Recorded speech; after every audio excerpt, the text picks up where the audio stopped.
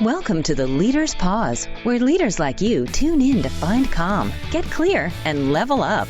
Tune in with best-selling author, speaker, and coach Hal Runkel as he helps you take back your time, your energy, and your decision-making power. All you have to do is learn to press your own pause button first. So, take a break, take a breath, take a knee, and learn to access your greatest human superpower, the ability to pause, think, and decide for yourself. It's time to find calm, get clear, and level up. The Leader's Pause starts now. Good afternoon, good evening. My name is Hal Runkel, and this is the Leader's Pause, and I get to be your host for the next 30 minutes, and it is a privilege and honor, so especially given that this is such a busy time of year fraught with lots of commitments and events and football and parties. And it is an interesting also time of year because there's New Year reflections but I don't want to talk about that.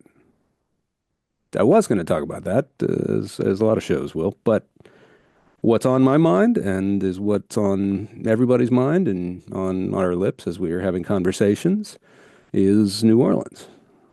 And to a far, far lesser degree, Las Vegas. But yet another insane attack, mass murder plot carried out.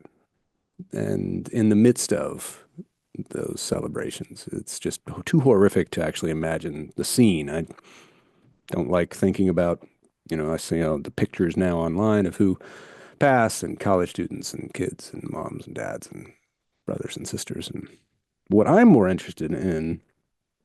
interested in, is a question that my wife asked. And I think it's a common question. And as a former therapist, and a social scientist, I have had to answer this question a lot. What turns a suicidal kind of impetus, impulse, into a homicidal one? Why take everybody out? You know you're going to die. Why take everyone out with you? And so it's a great question that has to do more with, I think, emotions than anything else. We are emotional beings. Through and through and through. And while there are some mammals that experience semblances of emotions, it's nothing compared to what we experience. And like it or not, emotions drive behavior. We'd love to think that our thoughts and our principles and our motivation are all driven by reason. We would love to think that every action that everybody does is well thought out, or certainly every action that you do is something that you have thought through, something you've processed, and it is a reflection of who you are, what your core beliefs are, and what your best rational mind says to do. Good luck, because unfortunately, those things actually cannot drive our behavior. They can influence our behavior, but they cannot actually push the levers that move our behavior. And the reason why is because all of those thoughts that we have, principles that we develop, conversations we have with ourselves, those all come from a part of the brain that does not produce the critical neurotransmitters that actually drive behavior, that actually move your body, that actually press your foot down on the accelerator. What does that is the mammal part of our brain, which is less evolved. It's the part that we largely share with, to varying degrees, with other mammals. And it's the part that produces things like norepinephrine and dopamine and serotonin cortisol. Those come from different parts of our body, but they don't come from the same parts of our body where language processing, thoughtful, uh, pro looking into the future and prognosticating and making our behaviors. No, those behaviors, those thoughts can influence, but they do not determine. What determines are our emotions.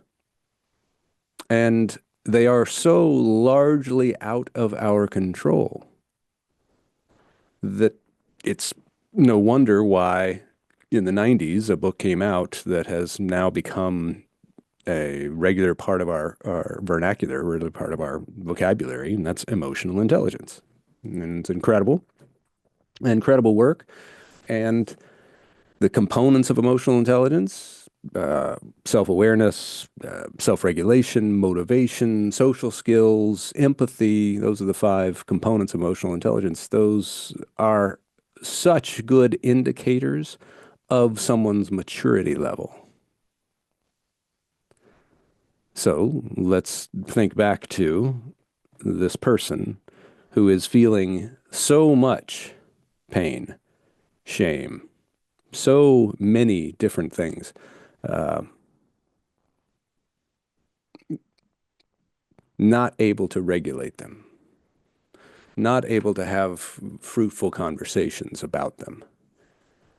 Unfortunately, what we do have, and we have this more than ever, and I think this is a good explanation as to why it seems like these incidences are happening so much more frequently. Well, the reality is they are. The reality is also we're learning about them faster and more than we ever have. All of this is because of the ubiquitous nature of media. But they are happening more. And it's because now, instead of our thoughts influencing our emotions, what we're doing, if we're not actively aware of what's going on and what we're feeling, then we will look outside of ourselves to so many different avenues that give a voice and even a legitimacy to whatever it is we're feeling. Give us an outlet, a way to express them physically, verbally. And that's seems to be what has happened to Mr. Jabbar, in that he moves into a place near a radicalized group, not a religious group, a radicalized group. And I thought that distinction was really important. The quote from his brother talking about that this wasn't religion, this was radicalization, and he makes a distinction between those two. The importance of emotional intelligence is this ability to look within at these forces that are happening. And while I said that emotions drive behavior, I also said our thoughts can influence that. Our thoughts can actually interrupt it as well. What we have to understand are what are the driving forces. And the driving forces are like accelerators. Our thoughts can be brakes on those accelerators, and they need to be. And the reality is they are all the time. If not, then we would be out of control toddlers. In so many ways, that's what a toddler is doing, is being in, we can see it in real time, being totally driven by so many emotions. And we love it when those emotions are happy to a point. Then we have to think we've got to calm it down and rein it in. But so much of parenting is helping them rein it in themselves. We've talked about this on this show before, that parenting, and as well as all leadership, is not about managing other people's behavior. It's about teaching other people to manage their own behavior. And that's what didn't happen with Mr. Jabbar, is those feelings, and we're hearing all about his intense divorces and financial troubles that came from that, employment troubles. Lots of emotions that come with all of those things. I've seen them all in my work as a therapist and as a coach, and experienced them all. It's ironic that one of the telltale signs of emotional intelligence is recognizing how little control you have over the generation of your emotions. But we do have some. Again, we have influence. We just don't have control. And what that means is that to be truly emotionally intelligent means to recognize what is happening within us and what our emotions are driving us to do. But it's also recognizing that, like we were saying earlier, I can pursue information that either accentuates emotions or downgrades them or calms them. I can look at emotions. I can actually pursue information that helps generate whatever seeds of emotions I have. But so much of emotional intelligence, emotional maturity, is the term I prefer actually, is recognizing that my environment, what is around me and what I'm consuming, who I'm meeting with, all of those things affect the power of the emotions that I'm feeling.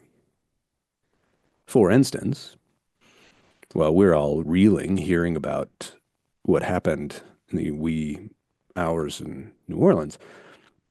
That is a big football day, and I went to the University of Texas, and I am an enormous Texas Longhorns football fan, and my team was playing in a college football playoff game. And my family knows that even though I'm a guy who wrote the book Scream Free Parenting and Scream Free Marriage, and I was known as an expert all around the world in TV as a guy who promoted calm and calming leadership, they also know that there's no such thing as a scream-free dad when watching Longhorn football. And this has actually become a source of contention, eh, not nearly as much anymore, but it's the same with other sports teams that I have, that I recognize I am not mature enough to manage my emotions the way I would like to when I am watching. And so, for instance, I'm from Houston. I'm an enormous Houston Astros baseball fan and they've been in a number of World Series. And I have actually attended some of those games in person. And it was miserable because we lost them all. And I spent thousands of dollars to do that. So now it's even difficult for me to watch them on television because there is a power that can happen within me that I don't think I can fully regulate. That's the paradoxical nature of emotional intelligence, is regulating yourself before you get to a place where you can't regulate yourself. Now we're headed into a break. You think about, when are situations that you put yourself in, or get put in, find yourself in, that make it harder for you to manage your emotions? There are times when you can, there are times when you cannot. What times make it easier for you? What makes it easier for you to manage and regulate yourself? When it's hardest to manage and regulate yourself? We'll talk about that when we come back. So you are listening to or watching The Leader's Pause. I'm your host, Hal Runkel, and we will be back after a quick break.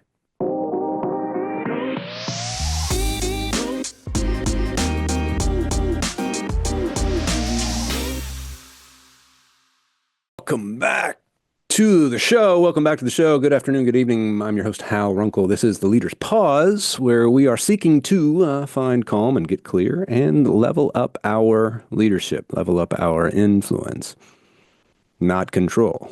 Because there's only one person we can control, and we don't do it very well. That's ourselves. What we've been talking about this show is the lack of self-control that happens when someone who is clearly mentally disturbed, emotionally disturbed, takes out those emotions in the worst ways possible, which is what happened in New Orleans. And I think it's an emotional management issue. Actually, all human problems are an emotional management issue. Is we do not have people who are developing enough skills to learn how to recognize, first of all, not just skills, but the mandate that says my number one job is to manage me, not anybody else. My number one job as a leader is to manage me. That's why I hate the term management. I hate that we say it's a business management degree. You can only manage you. You can lead others, but you can only manage you. And we're not great at it. And it's a constant quest. So one of the things I tried to train my son in is recognizing when you're dating, for instance, when you're very close to a woman, as a man who is taller and stronger and bigger, who's the most dangerous man in that person's life? You are, son. You're the most dangerous man in your girlfriend's life because she has allowed herself to get so close to you, which puts an even bigger onus on you're managing yourself. I still believe that men in hetero relationships are called to a level of protection. But the first thing you got to protect from is you. Mr. Jabbar did the exact opposite of that.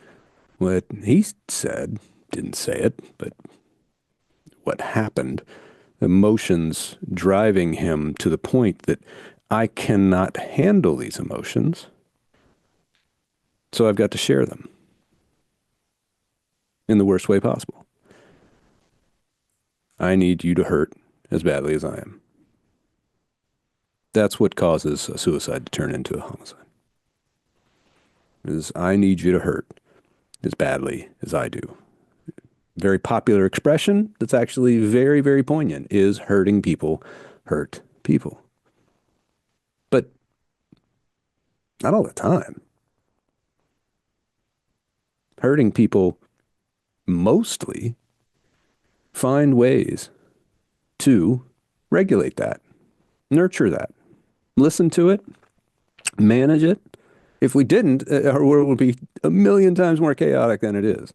All of us every day are working to suppress the strongest drives that we have, and that's part of being a mature human being. Otherwise, we would be, like we talked about the first half of the show, all a bunch of rampaging toddlers everywhere.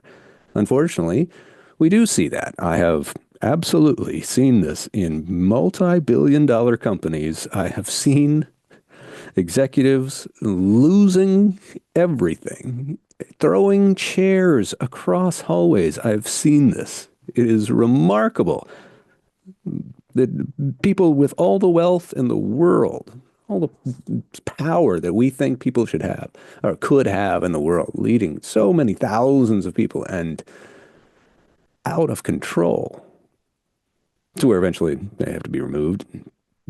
It's amazing that we do not put a higher priority on this. But it is the highest priority.